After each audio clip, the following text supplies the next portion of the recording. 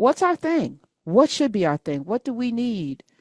Everyone who's listening to my voice, you live somewhere. But collectively, what is missing right now that we can build over the next 10, 20, 50 years that will sustain us for the next 1,000? We're ready. We're prepared. Do not give in to fear. We are fearless. This is not the time to be afraid. This is a time to stand up and fight back and to resist any temptation for them to divide us. We're in this together. The rule of law is on our side. We will not give in, not give up. We will not capitulate. We will not bow. We will not bend. We will survive.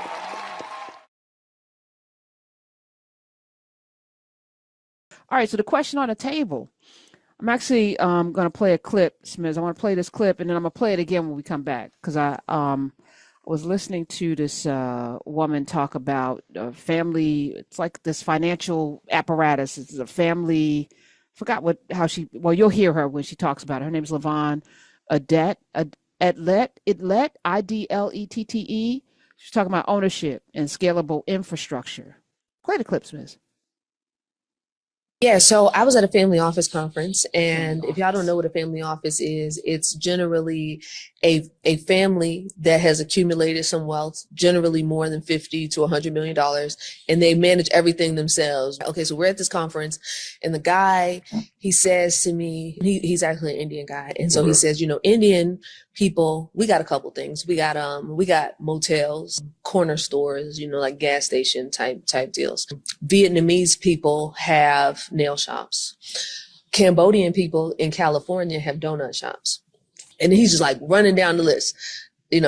Indian tribes got casinos. And then he looked at me, he said, "What black people got?" And I was like, and then I posed the question to Instagram and Twitter, and I got some reasonable answers back, which was like, "Oh, we got barbecue, we got this, we like businesses that we do historically in the Black community." But the differentiator is we are not in the each one, teach one, fund and mobilize each other in these industries like what they're talking about. And if you've never seen this documentary, you should definitely go and watch it. It's called The Donut King. The guy was a Cambodian refugee. He comes and he gets a job at a donut shop, and the person starts teaching him the business. And then they gave him some money for a down payment to start his own business. And then once he got it up and running, more Cambodian refugees were coming, and he was like helping them learn the business. He would teach them the business, then he'd put them in business. All right, help them go get a lease, help them get financing, all of the things. They stand it up, they pay them back, and then they do it for somebody else. And so at one point, there were like 400 donut shops owned by Cambodian refugees. And so I look at that and I say, wow, we do got barbecue restaurants, but when have they ever shared a business practice? When have they ever even shared like the special seasoning that all got seasoned salt in it? Or said, okay, you open another location, I'll help you with the down payment. I'll help you get your lease terms. I'm going to help you, because if you've never been in an industry, you don't even know what to ask. Facts. So now you got people who are in lease terms that are terrible that you could have helped because you've been through it and you've been burned before. Yeah. Family office. Yes. As I was listening to this clip, there's commentary in our community about, how we don't work together. And then I will always reject it on these airwaves because I see it. I see that we do work together. I think there's a narrative issue. I also think we don't spend enough time around people who support people to know what support looks like. So if it's our family and we're in a family of unsupportive people, then we will think that everybody is unsupportive. Or if we live in a neighborhood that has, been neglected and rejected, you're going to see a lot of despair and negativity and some desperate behavior. And desperate behavior shows up in people taking advantage of people and people acting like Neanderthals that come out of caves. That's a mentality of lack. So if you live in a lack environment, you're going to have lack behavior. If you live among abundance, you're going to have abundant behavior. But we've also been conditioned to not move like that, right? So when people come into spaces as a quote unquote immigrant group, they tend to move into neighborhoods where people speak their language and do their culture practices and all of these things. And then that foments culture. And then you're going to have these stores that also celebrate and, working together. But you've come into a space away from a space where you couldn't have the freedom to do this. Whereas many of us, Black Americans in particular, we're here 400 years again, not centering the trauma, but in trauma. Roger Mitchell talks about this being the new Reconstruction. And the amazing things done during Reconstruction, the amount of people that were in Congress, in state houses in the United States of America, stunning when people could have the right to do things. They ran and won. And then here comes the violence. And now the violence takes the form of legislation. It takes the form of social media commentary. It takes the form of Black bodies uttering negative Black things. And that's why I'm very zero tolerant. Some of you may, not like how hard I go when somebody has anything negative to say about Black people, because the narrative is what has to stop, because how we speak about each other also shapes how we treat each other. And so we have to practice what we preach. We have to practice it, right? And that's not to say we can't be criticized, but let's be mindful with how we do it, right? In love. And what's the goal in the criticism? Are we just talking or are we building? So to her point, I actually have a personal experience. I have a bunch of personal experiences, but it doesn't stop me from working with people.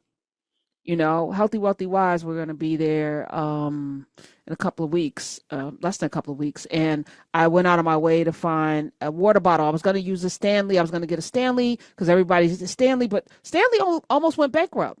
It was, moms dressed in Lululemon that gave Stanley its resurrection. And I was like, what makes this bottle special? Well, it said, a car caught on fire and somebody had their Stanley water bottle in it and the water was still cold. Well, there are other bottles that do that.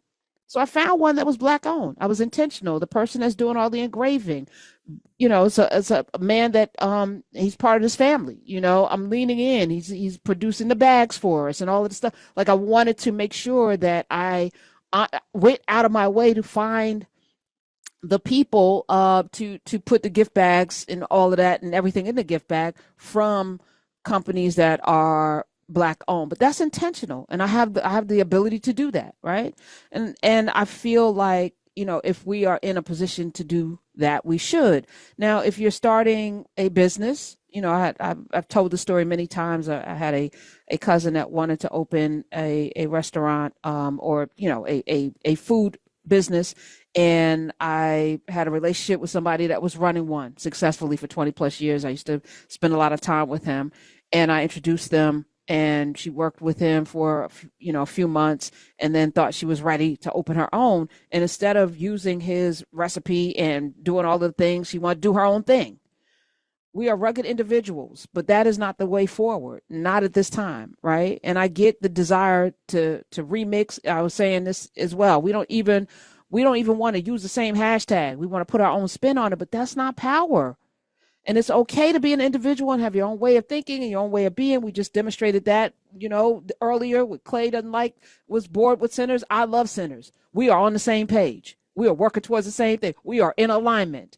We just have different opinions here, but as it relates to the work, we on stand on business together, holding hands. And that's important. So you could be an individual and have your own opinion, but when it comes to the work, we have to work together. And I think that this is the time where we either will or we will not be successful. This is the proving time. And if we're not successful, let me tell you the secret. This country won't survive without us holding it up for ourselves. So and some can say maybe that's good. I don't know.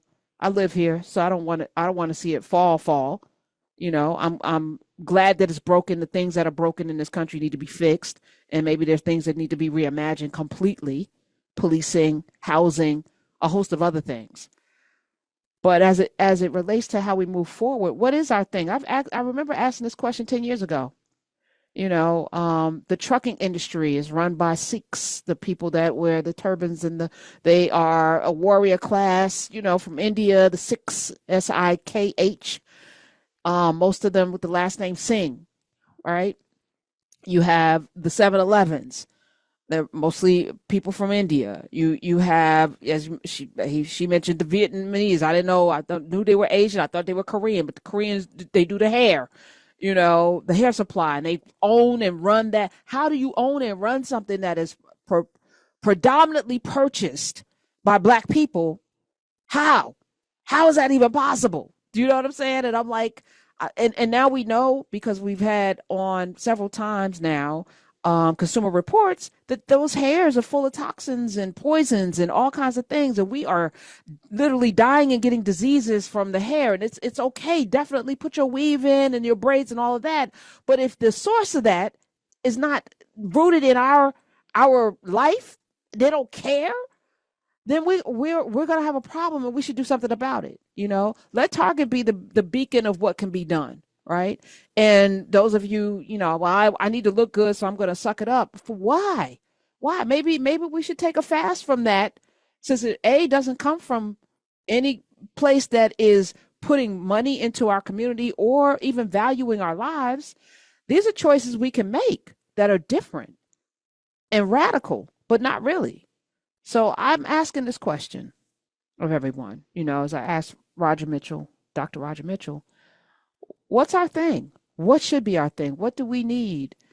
Everyone who's listening to my voice, you live somewhere, but collectively, what is missing right now that we can build over the next 10, 20, 50 years that will sustain us for the next 1,000? We're ready. We're prepared. Do not give in to fear. We are fearless. This is not the time to be afraid. This is a time to stand up and fight back, and to resist any temptation for them to divide us. We're in this together. The rule of law is on our side. We will not give in, not give up. We will not capitulate. We will not bow. We will not bend. We